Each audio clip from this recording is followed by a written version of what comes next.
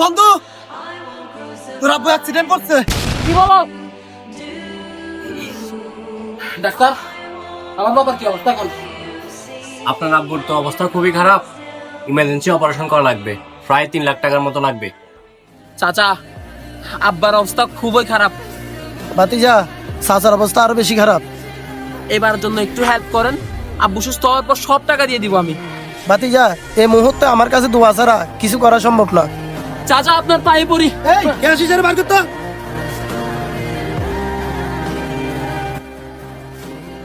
মামা, আব্বুর অবস্থা অনেক খারাপ, ইমার্জেন্সি আমার 3 লাখ টাকা লাগবে।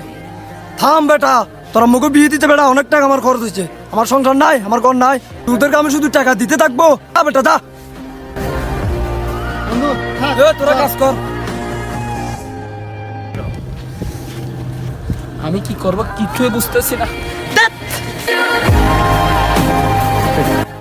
বন্ধু, আমি যে তোকে হেল্প করব সে সামর্থ্যটুকু আমার থেকে নেই। বাইকে যে তেল ভরবো ওই টাকাটাও নেই আমার থেকে।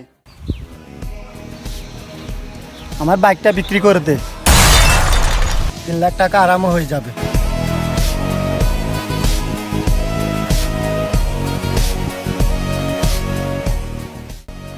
আপনাকে অসংখ্য অসংখ্য ধন্যবাদ।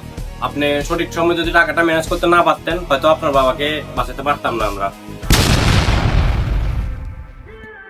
দোস্ত থাক তাইলে। কিরে, কই যাস তুই? মামা চাচাদের বলতে, সব রক্তের সম্পর্ক যেমন আপন হয় না, সব আপন রক্তের হয় না।